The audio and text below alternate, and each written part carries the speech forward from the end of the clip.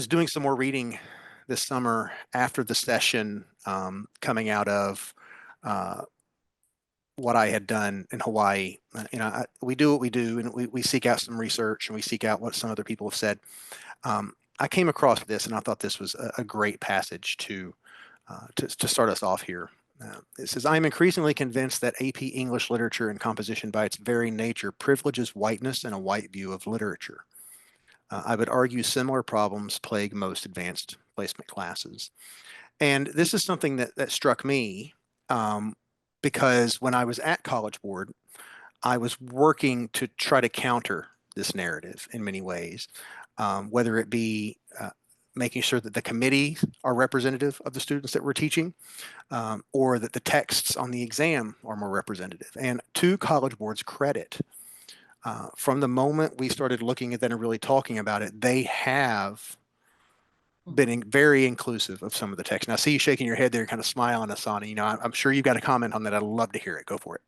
So every year, once the list of titles for the Q3 are released, the first thing I do is go and count. And I remember when I'd see one, then it became two, then it became three. My lit syllabus is very multicultural. Mm-hmm. And I try to teach what College Board and I both like. And so that way my kids have a little more comfort when they're choosing a text. We know that they don't have to choose from that list, but now it's getting to the point where it's like, oh my God, there's no need to count anymore. So really, Good. really excited about that. Oh, I love, love, love hearing you say that. And because, and you know, y'all, someone's going to roll their eyes and think, oh, they've talked about this. No, Asani does not know this. That when I was at College Board, I tried to get rid of that list for a couple of different reasons, but different people in the committee wanted to keep it, and I respected the committee and what they said, and so I said, well, if we're going to keep that list, we're going to use it. So I pitched, because I pitched to my bosses, this is why I want to get rid of it, and because it was creating a canon, Mhm. and I would get so many emails from principals or parents or, no joke, pastors saying this teacher's teaching this book, it's not on the approved list. I'm like, there's no approved list, but there was a list, right? It was kind of wink and a nod.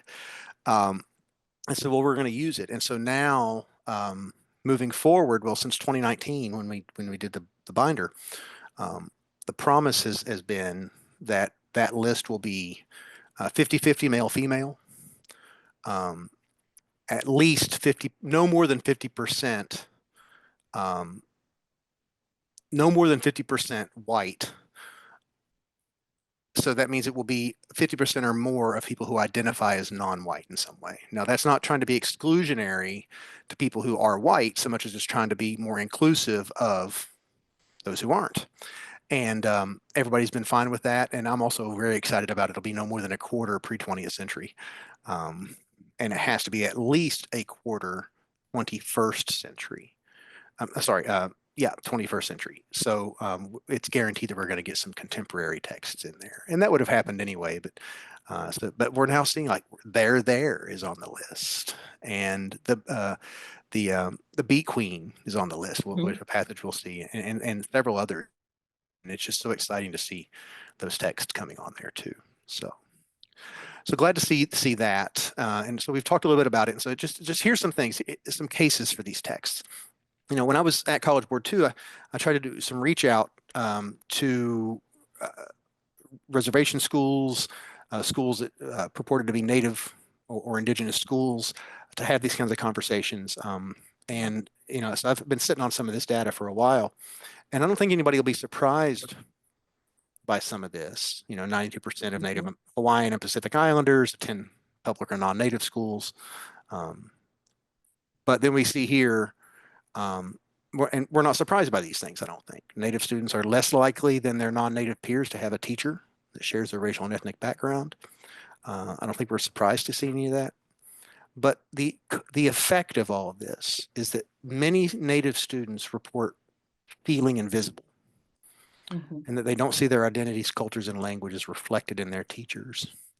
And so I don't think anybody would complain about this, and this is something that I would share with teachers, say, when I was in Hawaii, but then to have somebody say, well, like I said, I just didn't think I could use these types of texts in an AP literature Okay. classroom.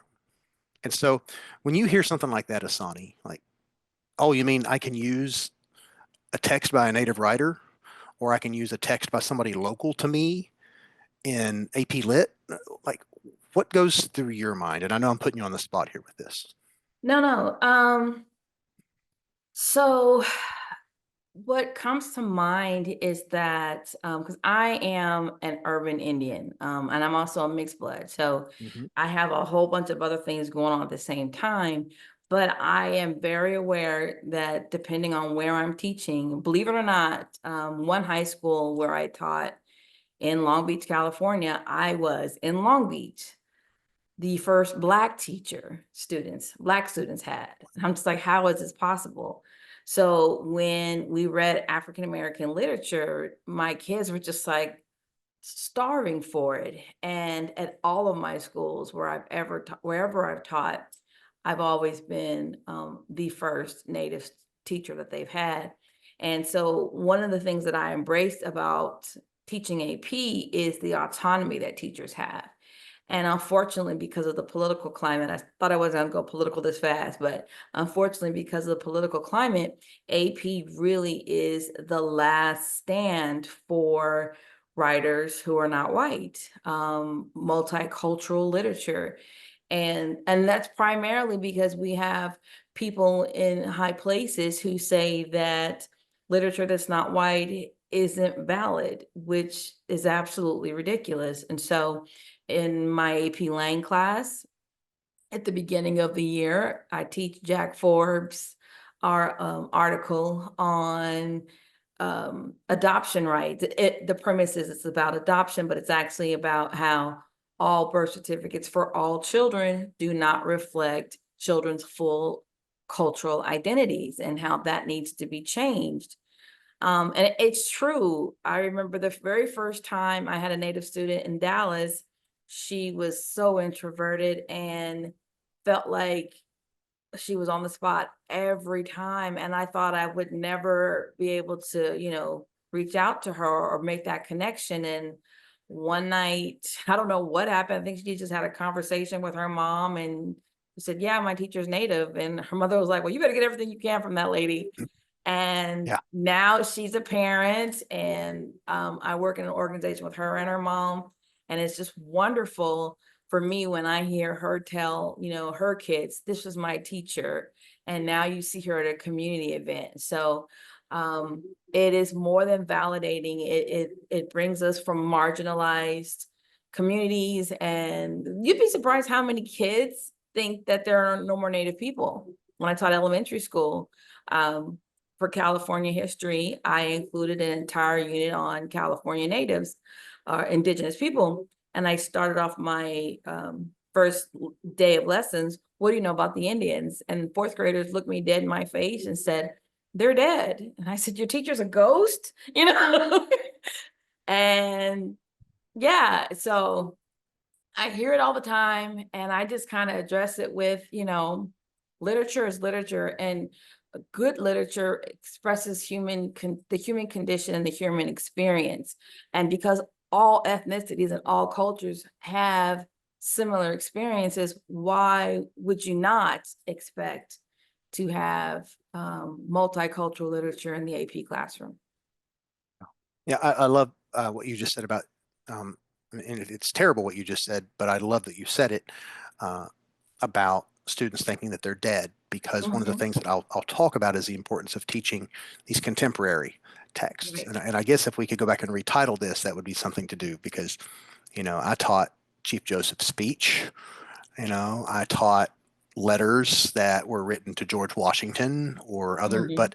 but to do that sends the message that there is no longer a culture, there is no voice that has Right. lived to today. Um, and I remember going through undergrad, studying none of it. And then my first year teaching, student teaching supervisor hands me skinwalkers and says, I'd like you to teach this. Oh, wow. I'm like, who's this? She's like, oh, Right.